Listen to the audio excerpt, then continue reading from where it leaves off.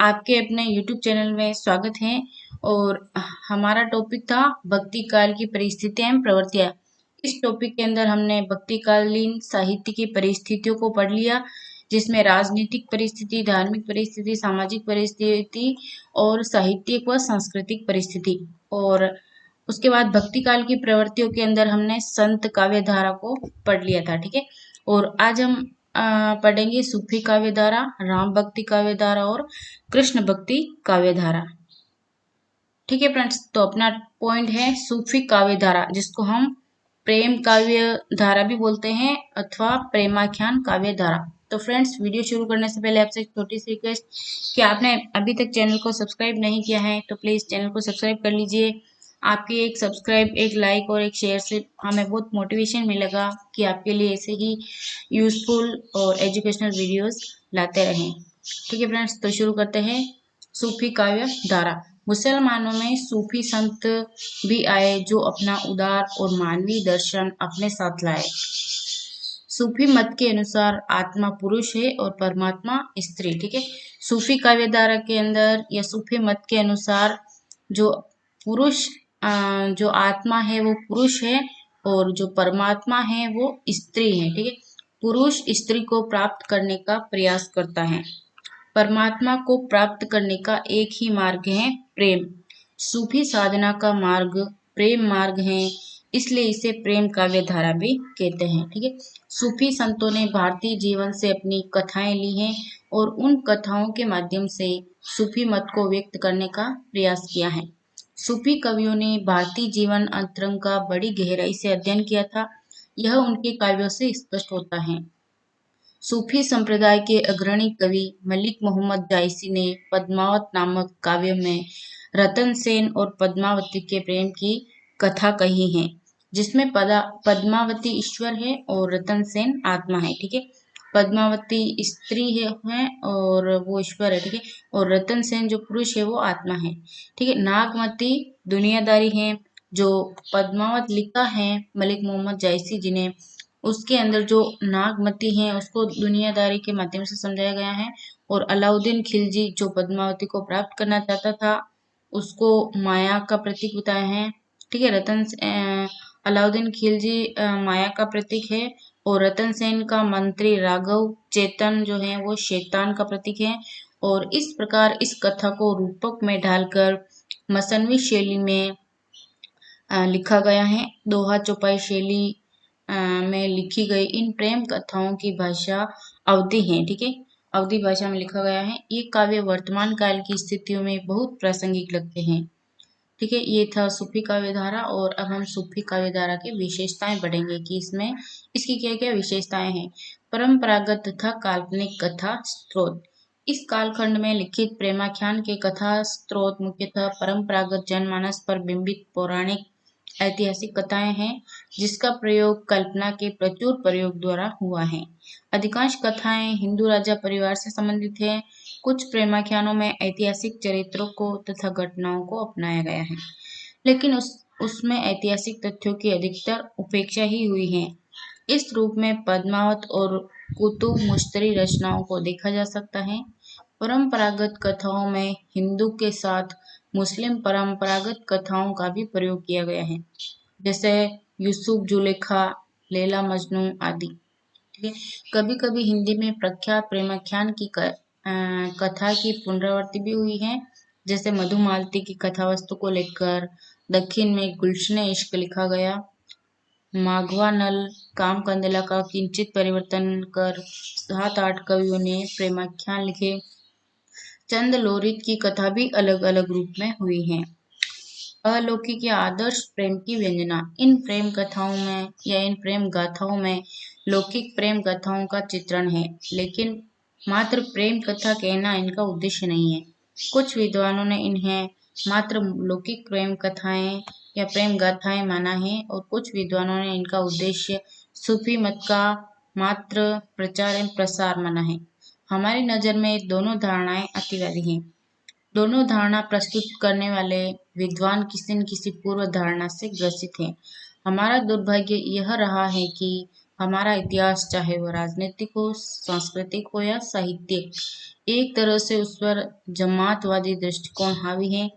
तटस्थता का दृष्टिकोण कम ही रहा है। प्रेमाख्यान काव्य को लेकर भी हिंदी साहित्य के इतिहास में भी जमातवादी दृष्टिकोण से उसके उद्देश्य का विश्लेषण किया जाता रहा है। कुछ लोग इसे पूरी तरह सूफी मानते हैं, तो कुछ लोग पूरी तरह से भारतीय, जबकि असलियत यह है कि ये प्रेमाख्यान भारतीय और सूफी दोनों के सम्मिलित प्रभाव में लिखे गए हैं। दोनों दर्शनों में अलौकिक तथा आदर्श प्रेम प्रतिपादन की लंबी परंपरा रही है। मानवीय हृदय की सूक्ष्म भाव तरंगों का अंकन, ठीक है। इन प्रेमाख्यानों का मुख्य प्रतिपाद्य प्रेम है और प्रेम के वियोग को इनमें अत्यधिक महत्व दिया गया है। वियोग अवस्था में प्रेमी की विभिन्न मानसिक दशाओं का सूक्ष्म अंकन इन काव्यों की अपनी विशेषता है। यहाँ का वियोग नफी आक्रोश मात्र नहीं है, बल्कि प्रियतम को प्राप्त करने के लिए सक्रिय है। इसीलिए कई बाधाओं से टकराना यहाँ अनिवार्य है। इसी परिप्रेक्ष्य में नायक नायिका के विभिन्न भाव दशाओं का चित्रण किया गया है, जिसमें प्रसंगवश उत्साह, द्वेष, ईर्ष्या, वैर, कपट, दया, सहृदयता और सौजन्य परक भावों की सुंदर व्यंजना हुई है।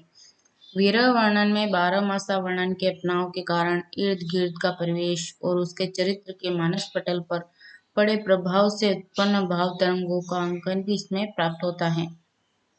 कहीं कहीं विरह वर्णन में भावातिरेक का चित्रण अतिरंजित शैली में भी हुआ है, जहां नायिका विरह में रक्त के आंसू बहाने लगती है, लेकिन इसे एक शैली के रूप में स्वीकार करना चाहिए, दोष के रूप में नहीं।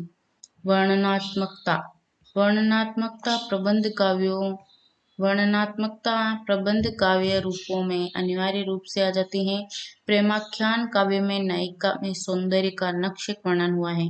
नायिका का लोकोत्तर सौंदर्य वर्णन अतिशयोक्तिपूर्ण किया जाता रहा है, जिसका एक कारण परंपरा में देखा जा सकता है और दूसरा अलौकिक प्रेम व्यंजना के उद्देश्य में।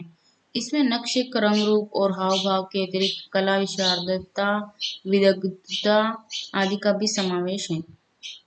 इन काव्यों में वस्तु, घटना, कार्य, पर्व, उत्सव आदि का भी विस्तृत वर्णन किया गया है। प्रकृति के विभिन्न दृश्यों, वन, वाटिका, समुद्र, पर्वत, सरिता, विभिन्न ऋतु आदि का वर्णन, विस्तृत वर्णन प्रसंगवश तथा कभी कभी अप्रासंगिक रूप में भी किया है। नगर, पनघट आदि के साथ ही बारात, युद्ध, जोनार आदि का वर्णन विशेष रूप से किया गया है। इन वर्णनों की अतिरंजितता में भी जहाँ एक ओर प्रबंध परंपरा के दर्शन होते हैं, वहीं दूसरी ओर दार्शनिक प्रतीकात्मकता भी दिखी जा सकती है। अद्भुत घटनाओं का चित्रण अद्भुत घटनाओं का चित्रण इन प्रेमाख्यानों में अद्भुत घटनाओं का चित्रण पर्याप्त मात्रा में हुआ है। इन घटनाओं के स्रोत भारतीय और फारसी दोनों रहे हैं। परियों, अप्सराओं, राक्षसों द्वारा नारियों का अपहरण और नायक के हाथों उसकी मृत्यु, जादू द्वारा नायिका की पंछी बन जाना और उसका उद्धार, बोलने वाले पंछी, तोता, हंस के साथ साथ हिंदू मुस्लिम देवी देवता, पीर आदि के साथ जुड़ी अद्भुत कथाओं का प्रयोग भी इनमें हुआ है। इन अद्भुत पात्र एवं घटनाओं का प्रयोग कथानक की मूल आवश्यकता के अनुरूप हुआ है। इसमें भी प्रतीकात्मकता के साथ ही रूढ़िबद्धता दिखाई देती है। सांस्कृतिक समन्वय का काव्य प्रेमाख्यान हिंदू मुस्लिम सांस्कृतिक समन्वय का काव्य है, चाहे वह कृति हिंदू ने लिखी हो या मुस्लिम कवि ने। हाँ, जहाँ मुस्लिम कवि ने सूफी मत की परोक्ष या प्रत्यक्ष चर्चा की है, वहाँ भी उनमें सांप्रदायिक भावों का अभाव ही है। उन्होंने कहीं भी अन्य मतों का खंडन नहीं किया है। जहाँ इन्होंने पीर पैगंबर की स्तुति की है और उनकी महानता को भी अबाधित रखा है। भारतीय दर्शन और मुस्लिम दर्शन का यहाँ टकराव नहीं बल्कि समन्वय ही दिखाई देता है। ठीक है फ्रेंड्स, तो ये था सूफी काव्य धारा और उसकी विशेषता। और अब अपना पॉइंट है राम भक्ति काव्य धारा। ठीक है, राम भक्ति काव्य धारा हिंदी राम काव्य में 2 धाराएं प्रवाहित रही हैं। ठीक है, राम भक्ति काव्य धारा में भी 2 धाराएं प्रवाहित हैं। तुलसी प्रणीत मर्यादावादी और अग्रदास प्रणीत रसिकोपासना राम भक्ति काव्य धारा। प्रथम धारा के सर्वे सर्वा तुलसीदास हैं। प्राणचंद चौहान और हृदय राम तुलसी का ही अनुसरण करते हैं। शेष अधिकांश राम भक्तों ने रसिकोपासना का राम काव्य लिखा है। ठीक है, रसिकोपासना मतलब रसिक उपासना। आज इस धारा की ढेर सारी रचनाओं की खोज हुई है, लेकिन उनमें मानस जैसी कोई प्रभावी रचना नहीं है। ये रचनाएं उपेक्षणीय नहीं है। इनकी उपलब्धियों पर विचार करने से स्पष्ट होगा कि वे राम काव्य का एक जरूरी अंग हैं, पर रामचरित के अनुकूल नहीं है। इसलिए उसे राम काव्य की एकमात्र विशेषताओं का संबंध तुलसी प्रणीत मर्यादावादी राम भक्ति साहित्य से ही है। राम भक्ति काव्य की विशेषताएं: शील, शक्ति और सौंदर्य से युक्त आराध्य राम का चित्रण। राम भक्ति साहित्य पर रामानंद के सिद्धांतों का प्रचुर प्रभाव विद्यमान है।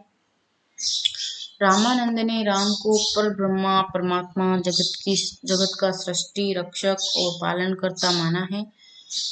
राम भक्त कवियों ने भी राम का यही रूप स्वीकार किया है। तुलसीदास ने तो उन्हें ऐसी उच्चतम पराकोटि पर पहुंचा दिया है कि ब्रह्मा, विष्णु और महेश आदि देवादि देवों की शक्तियां भी उनके सम्मुख कुंठित हो जाती हैं। वह निर्गुण भी हैं और सगुण भी। वे लौकिक और अलौकिक गुणों से युक्त हैं।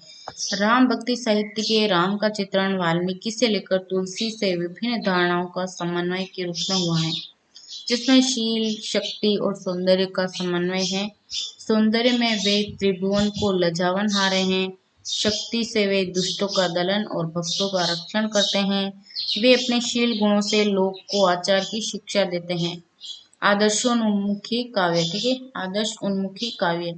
राम साहित्य आदर्शोन्मुखी साहित्य है। उसमें नैतिक आदर्श, शुद्ध आचरण और उदात्त भावनाओं का अत्यधिक महत्व है। मूलतः राम कथा ही सभी आदर्शों का समुच्चय है। राम काव्य के पात्र, आचार और लोक मर्यादा की आदर्श व्याख्या प्रस्तुत करते हैं। राम यहाँ एक आदर्श पुत्र और एक आदर्श राजा है। सीता, कौशल्या आदर्श पत्नी और माता है। भरत, लक्ष्मण, शबरी आदर्श भक्त हैं। राम राज्य एक राजनीतिक आदर्श है।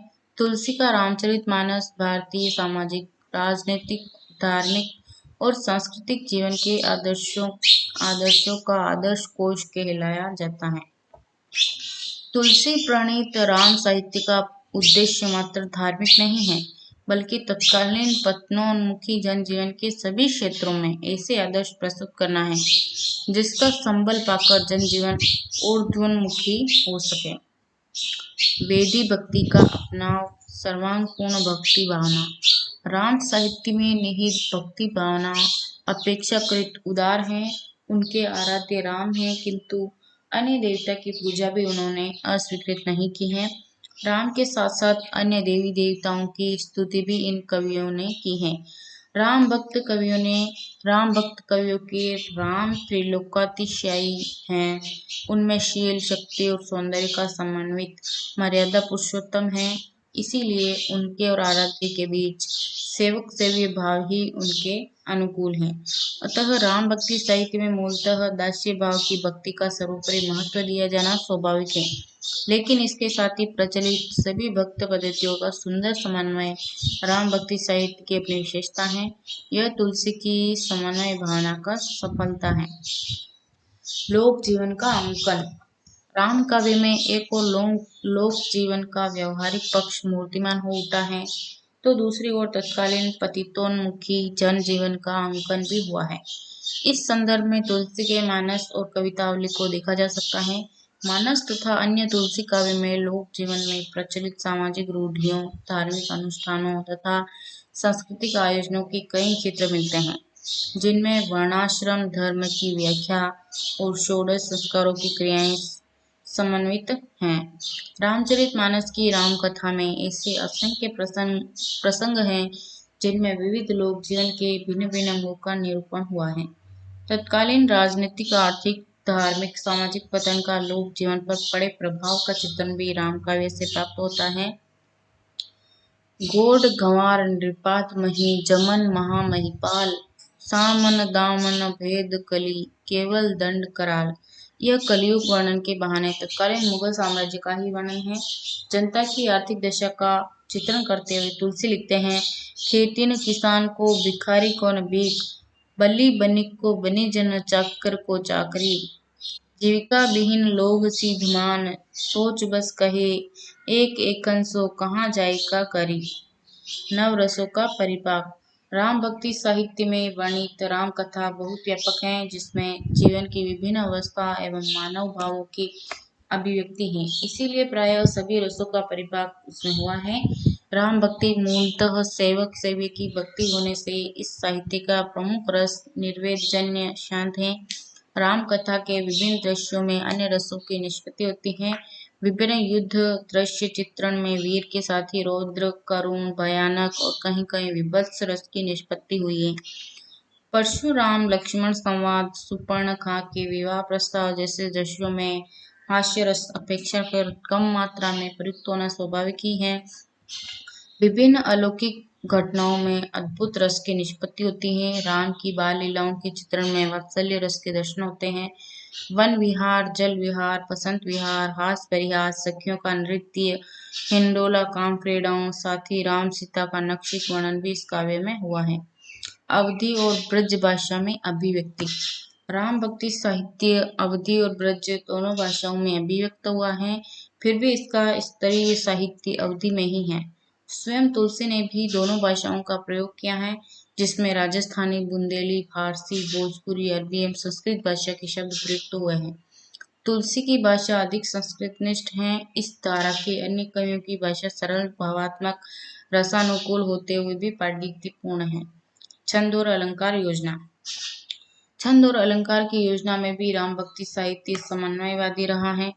इसमें विविध छंदों का बड़ी कुशलता के साथ प्रयोग हुआ है। यद्यपि राम साहित्य में दोहा चौपाई का मुख्यतः प्रयोग हुआ है, फिर भी अन्य परंपरागत सभी छंदों का सुंदर समन्वय यहाँ प्राप्त होता है।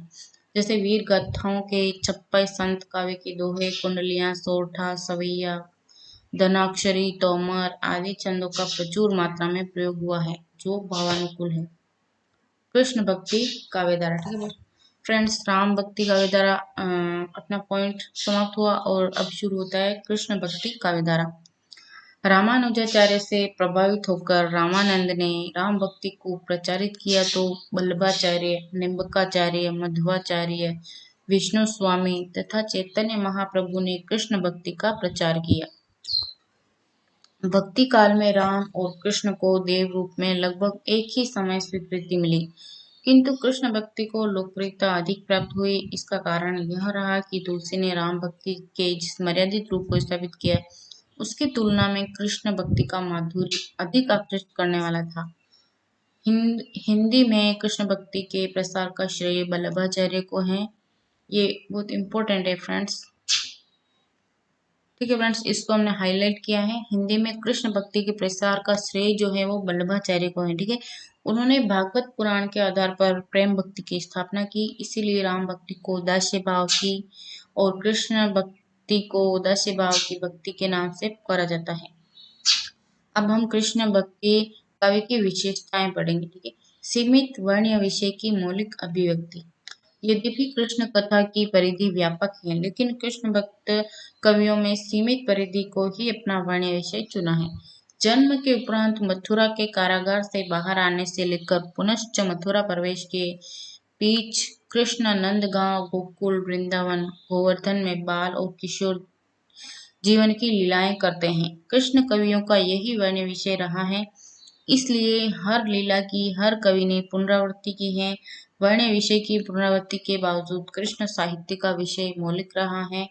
इन सभी कवियों के काव्य की आधार भूमि भागवत है, लेकिन उन्होंने भागवत का अनुवाद मात्र नहीं किया है, बल्कि उसका प्रेरक रूप में आधार ग्रहण किया है। लीला परक सगुण भक्ति में विश्वास। कृष्ण भक्त कवियों ने भक्ति के विभिन्न नव विकसित रूपों में प्रेम प्रधान रूपों को ही प्रमुखता दी है। कृष्ण भक्ति काव्य के प्रेम प्रधान भक्ति में स्वकीय और परकीय दोनों प्रेम भावों को अपनाया गया है।